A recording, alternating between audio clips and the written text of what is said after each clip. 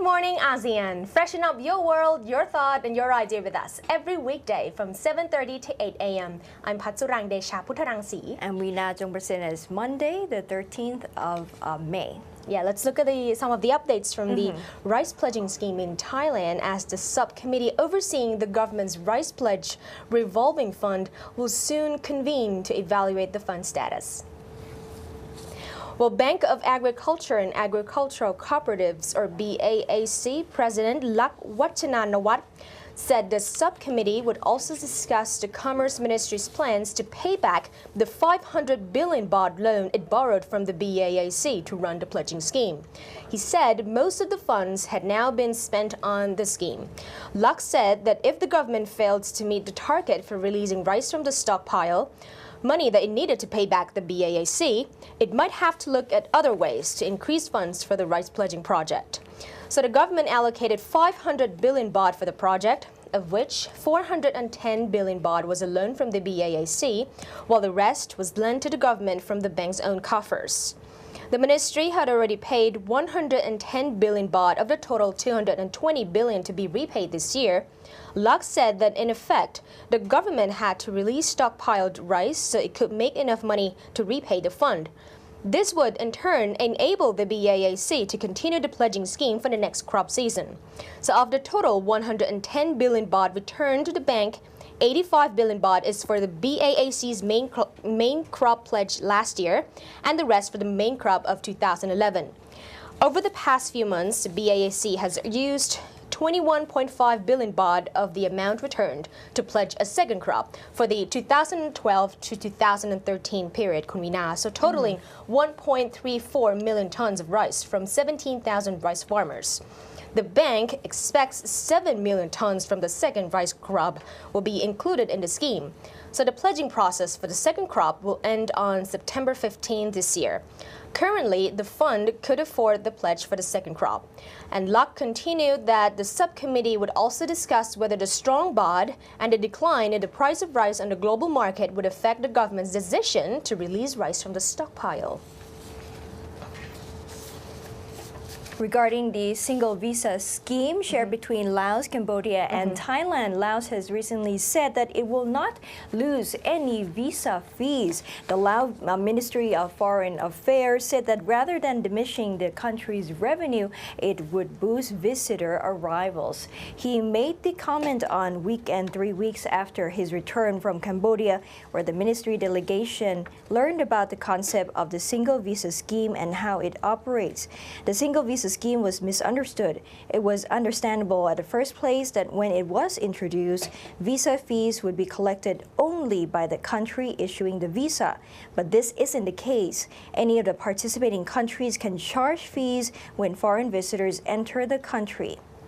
The official went on to explain that the idea behind the single visa in regards to Thailand and Cambodia is to facilitate the issuing of visas and has nothing to do with the fees charged. So when Laos joins the scheme, a tourist can be issued a Lao visa by a Thai embassy or consulate elsewhere.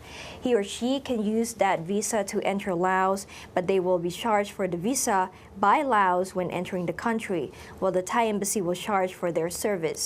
The issuing of visas under Thailand and Cambodia's single visa scheme involves a check with the partner country and possibly cross-checking for security purposes. Laos is considering joining the scheme after being advised that it will boost tourist arrivals and drive tourism growth in the Mekong region. Government officials are collecting information and studying the potential of the scheme in detail before making recommendations to the government. If the government gives the go-ahead, officials said Laos would need to take on more staff to work at Lao embassies and consulates overseas to undertake the work involved. It will also be necessary to improve communication systems to facilitate rapid communication, especially to allow checks with partner countries before issuing the visas. So, Kumina, the visa single scheme will definitely benefit the third country citizens that will come visit the ASEAN region countries. Definitely. Also to benefit the business travelers, like this tripartite joint venture, the Japan's Phnom Penh Special Economic Zone Company Limited, or Phnom Penh Special Economic Zone will partner with the Nam Ta Road and Bridge Construction Company Limited to develop the Zone B of the Savan-Seno Special Economic Zone in Savannakhet, Laos. The tripartite joint venture agreement was signed on weekend in Vientiane capital. So, member of the Laos side, the NCC Board of Developers for Zone B of the SEZ, Mr. Vanada Promasit, said many companies had expressed interest in setting up a production base in the Savan-Seno Economic Zone. So there was an urgent need for the development of the required infrastructure, public utilities, and facilities.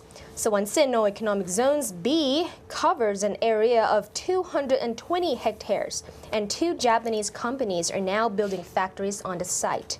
One of these is the Nikon Corporation, which is building a factory under the name of Nikon Lao Company Limited. Mr. Vanada said the roof is now going on, and the company hopes to complete construction in August and to begin operations September. Nikon's operations in Laos opened the door for at least 20 chain companies from the Nikon Group to also set up business there. So the agreement allows the parties to jointly develop, manage, and operate the project by setting up the required infrastructure of the highest standards to meet and serve both foreign and domestic investment needs.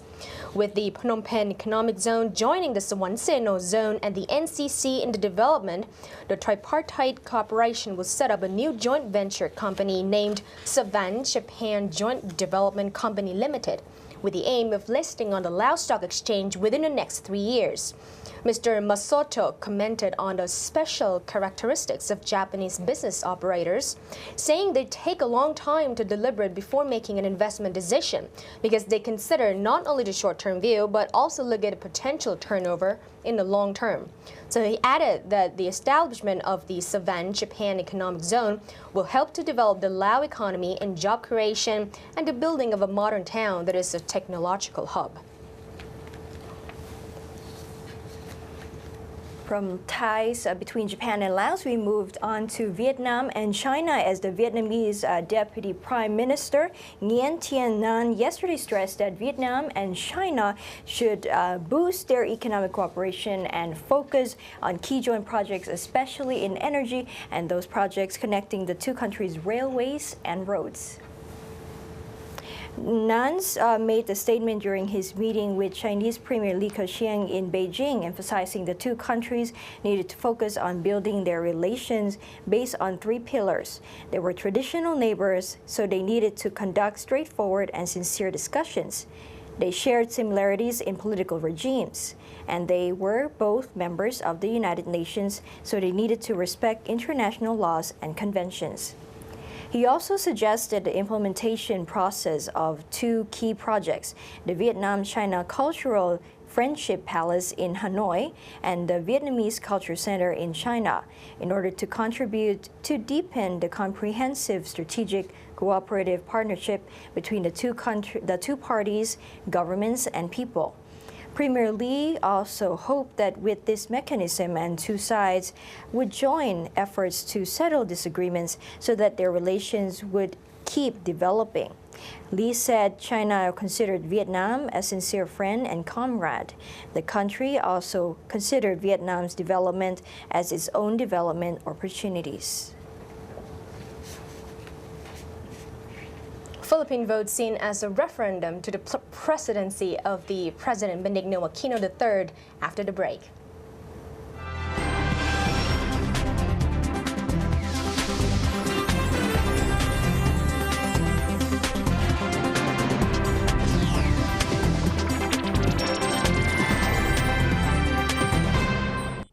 So the Philippines will go to the polls Monday, which is today, to choose thousands of local leaders plus national legislators in what is seen as a referendum on the presidency of reformist Benigno Aquino. Police and the military have been placed on heightened alert for expected poll-related violence that has already claimed about 60 lives since campaigning began in February. So Deputy Presidential Spokeswoman Abigail Volta told AFP that the president is asking voters to put their confidence in those on the administration's slate to help him carry out the rest of his reform agenda as they have committed. She said they reiterate their appeal for everybody to go out and exercise their right to suffrage and the right to vote. So polls opened 7 a.m. local time nationwide for more than 52 million eligible voters. So at stake are more than 18,000 positions, ranging from town and city mayors to provincial governors and members of the legislature, in an exercise traditionally dominated by political dynasties, but also attracting colorful characters. AQUINO won the presidency by a landslide in 2010 on a promise to crush the corruption, which he blames for widespread poverty in the nation of 100 million. He has consistently scored high popularity ratings for nursing the Philippines back to fiscal health and prosecuting erring officials, including predecessor Gloria Arroyo Macapagal, now in detention while being tried for alleged massive corruption. The reforms have received international praise and won international credit ratings upgrades. Still on the Philippines, the government welcomed back the 4 Filipino UN peacekeepers who were abducted last Wednesday in Al-Jamla in Syria. The Philippine Department of Foreign Affairs, or the DFA, said in a statement yesterday that the 4 were released and were brought to the United Nations Disengagement Observer Force, or the UNDOF's base in the Golan Heights, Camp Ziwania, for medical checkup and stressing debriefing. Syrian rebels seized the 4 peacekeepers along the UN-patrolled demarcation line separating the Israeli-occupied Golan Heights and Syria on May the 7th.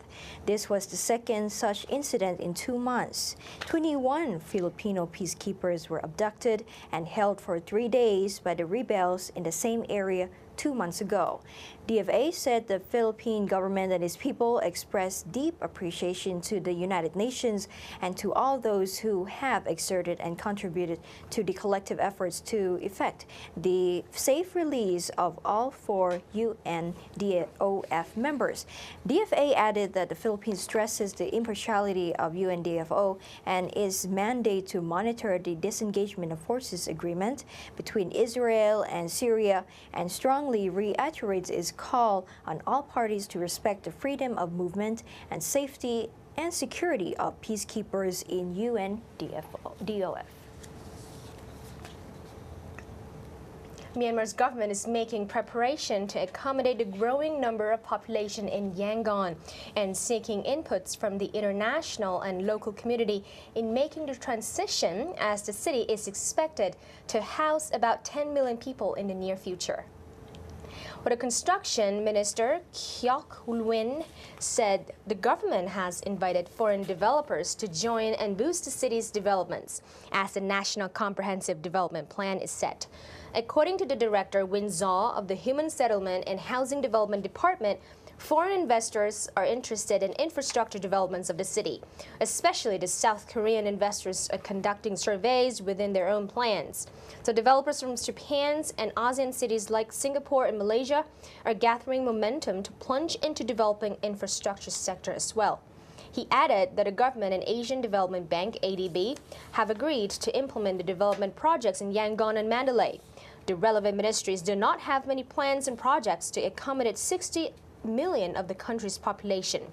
They are now building low-cost housings in new townships of Yangon. So according to the chairman, Nicholas Yu, of the World Urban Campaign, Yangon will be a metropolitan soon, with infrastructure constructions like roads, bridges, and buildings. So mass transit system, also like subway or SkyTrain, should be added to solve the future commute. The managing officer, Kenneth Stevens from Leopard Capital, also added that low interest rate long-term loans from the World Bank or the ADB will be needed for urbanization of Yangon. That's it for today. Good morning, ASEAN. We'll see you again, same time, same place, same channel. Catch us again from 7:30 to 8 a.m. on Krungthep Thurakitt TV. I'm Weena Jungprasit. And I'm Patsurang Desha Putarang Si. สวัสดีค่ะ สวัสดีค่ะ